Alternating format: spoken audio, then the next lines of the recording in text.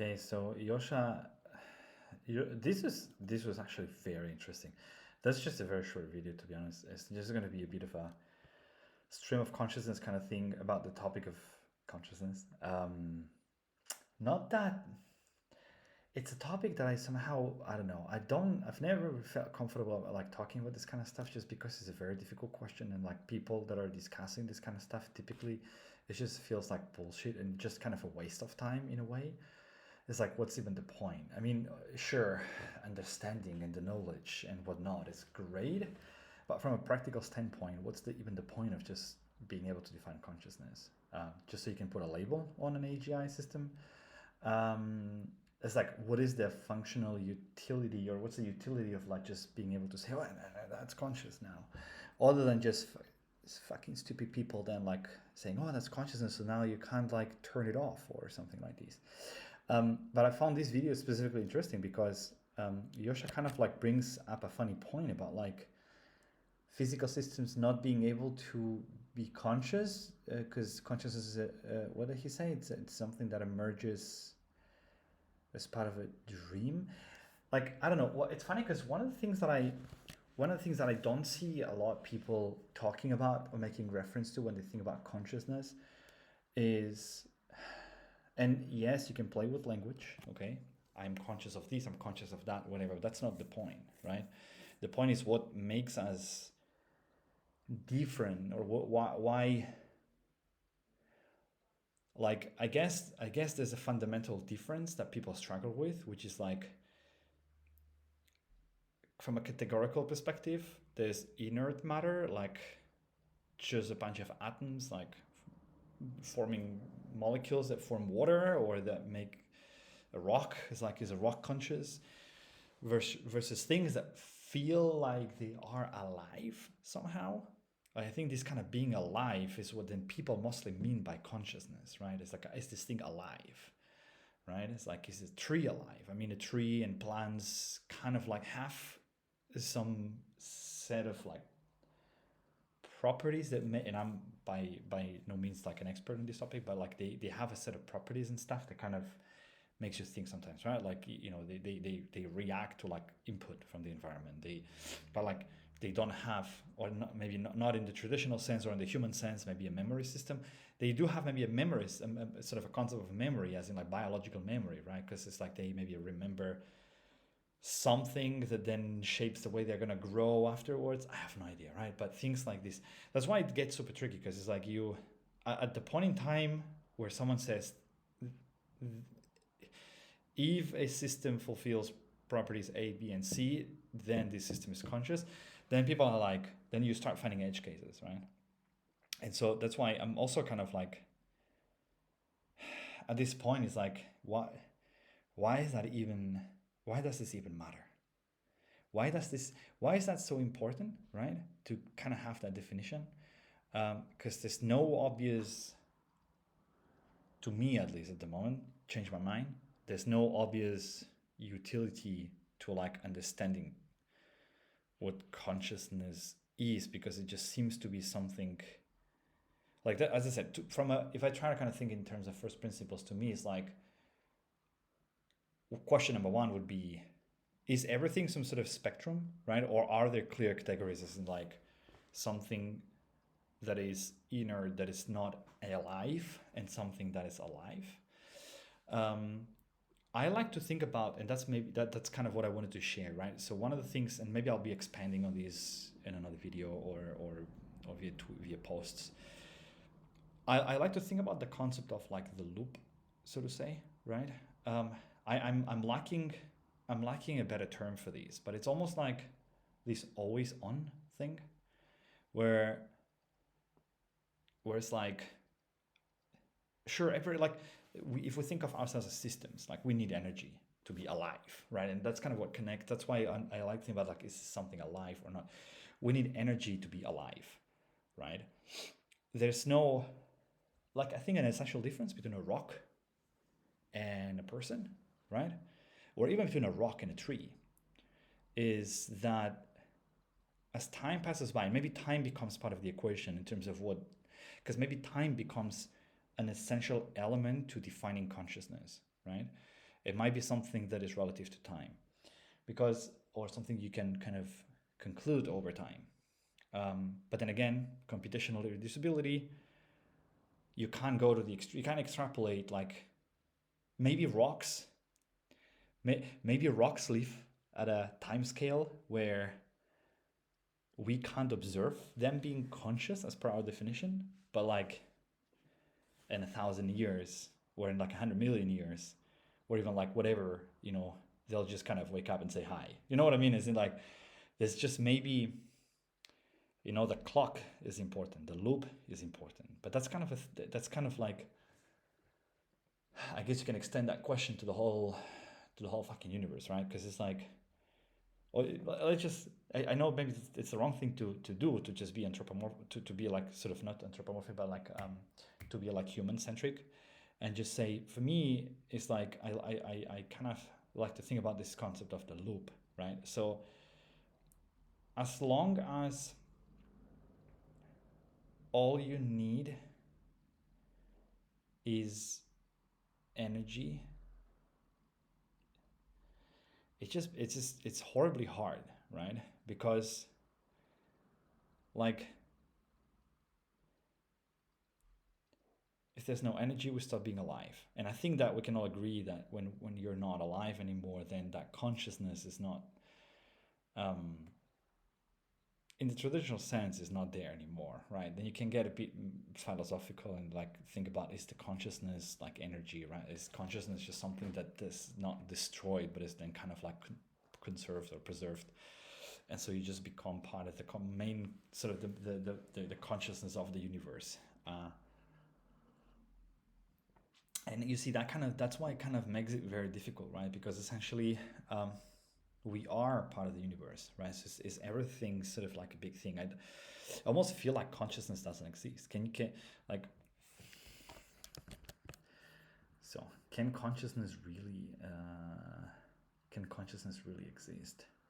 Guys, give me a second. I don't know if I can. I'm just gonna pause the video for a second. You won't notice anything.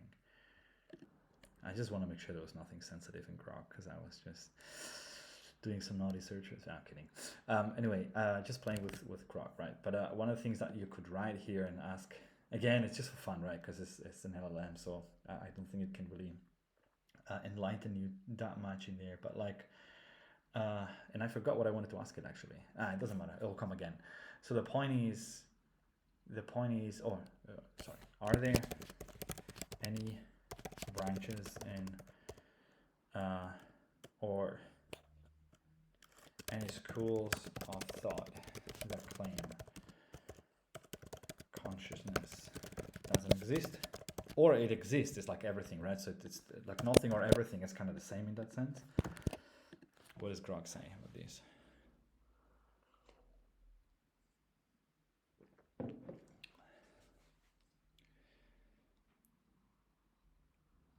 Eliminativism, which denies the existence of specific entities or processes that are considered fundamental in other theories. For instance, Daniel Dennett is known for his work on consciousness in his book Consciousness Explained, where he argues that consciousness is an illusion and that our sense of self is a product of the brain's narrative building processes. Similarly, some cognitive scientists and philosophers like Kaner adopt the illusionist perspective. They seem to be, without controversies, many philosophers and scientists believe that existence of consciousness and its central role in our understanding of the world. Who's conscious of that fact? That's just like a stupid question to ask. It's also worth noting that while some schools of thought may deny the existence of consciousness as traditionally understood, they often propose alternative frameworks for understanding our mental lives and experiences. That's kind of my point, right? That's when something just stretches so much across everything, it just stops being useful as a question. I can question everything in life. I can question, why aren't the elephants pink? I don't know. You know what I mean? It's like, that's just, it's absurd, but it's like you can think of anything, right? So the point is like, we have that innate need to kind of cluster and classify things so that you can compare them to ourselves. Are animals conscious? Are trees and plants conscious? And I think that conscious is just a way that we have, from a language perspective, to establish a comparison point. But I guess essentially, if you just think in terms of space and time, right? It's the space and time. If it's space equals space to matter, or matter lives in space, or whatever it is, then matter changes over time. If I think one thing that you can establish is that if something doesn't change over time, then it's not. I'm almost like I almost don't dare to say conscious, but that's one clear definition, as in like. But of course, even you can challenge that and just say, well, you change your position in space, but is that change a change that counts? Then you start kind of building these fucking rules. It just makes no. This is just a never ending. That's why I'm like, what's the freaking purpose of even talking about this kind of stuff, right?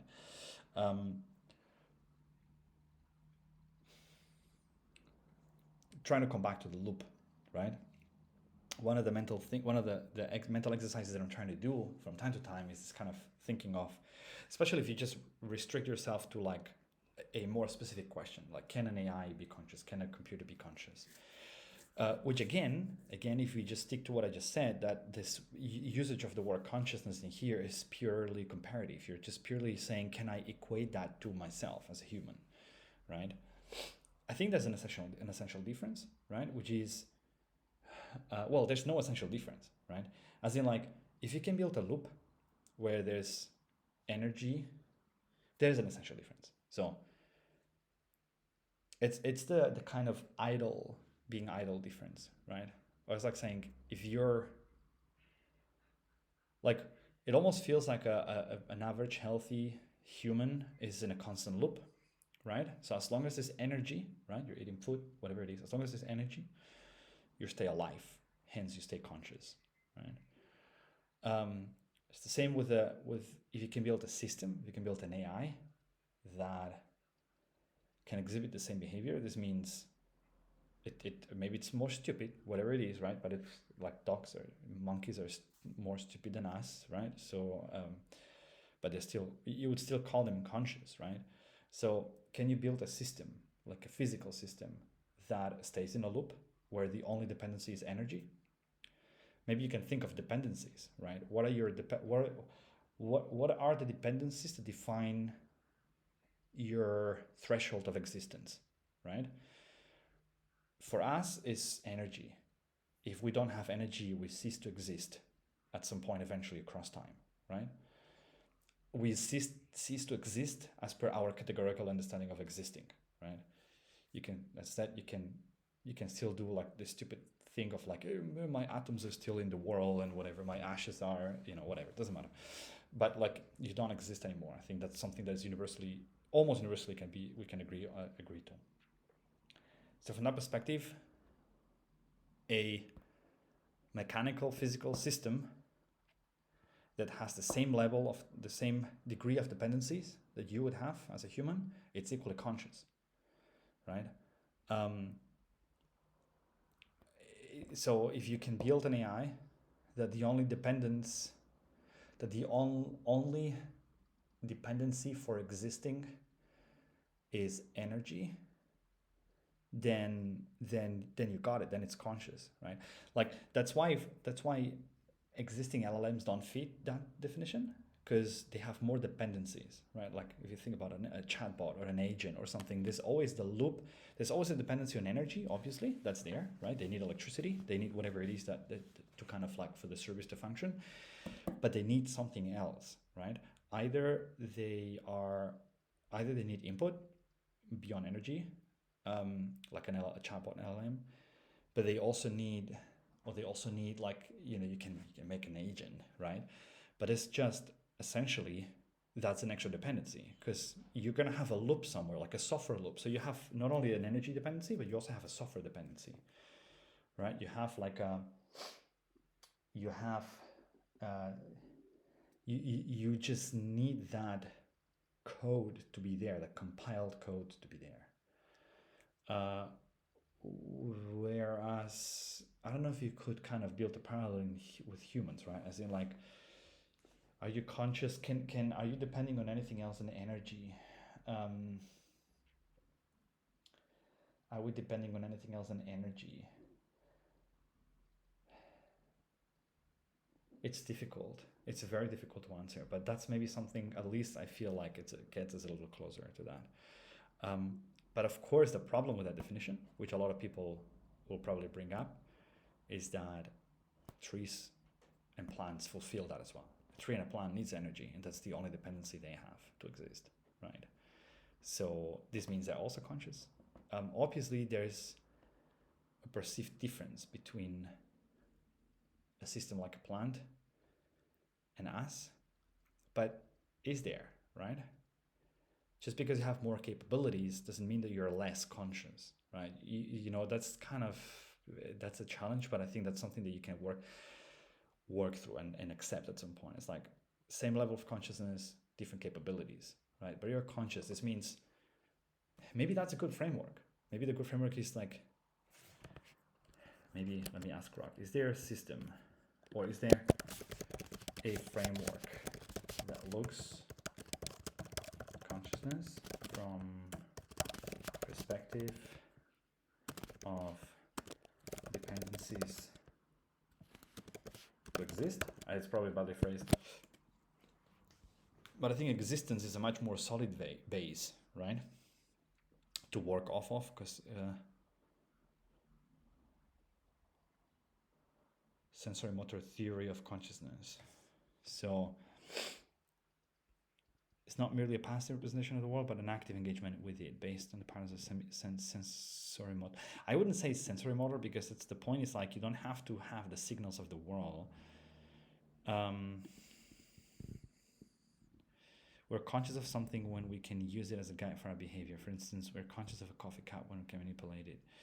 No, that's not what I meant. That's definitely not what I meant. What I mean is like is dependency for existence.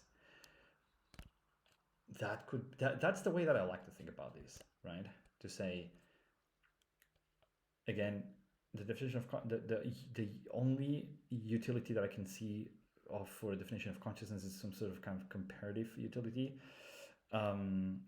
and sort of social utility. But it's like, okay, so how much what is the dependency level that you have from an existence perspective, right? For us, is energy. For an AI model in current term standard, doesn't matter what implementation you have, it's more than energy, I'd argue, right? You rely on that loop. It's not even code. You rely on the notion of a loop.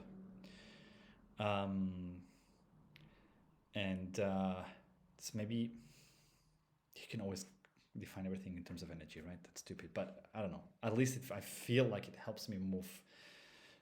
It's somehow an avenue to explore. I don't know. What do you think? That's what I have. That's kind of just a bit of a random chain of thought that was triggered by Joshua's video today. Then just let me know in the comments below or in a post, what do you think about this? Is this stupid? Is this a good framework? What is your framework?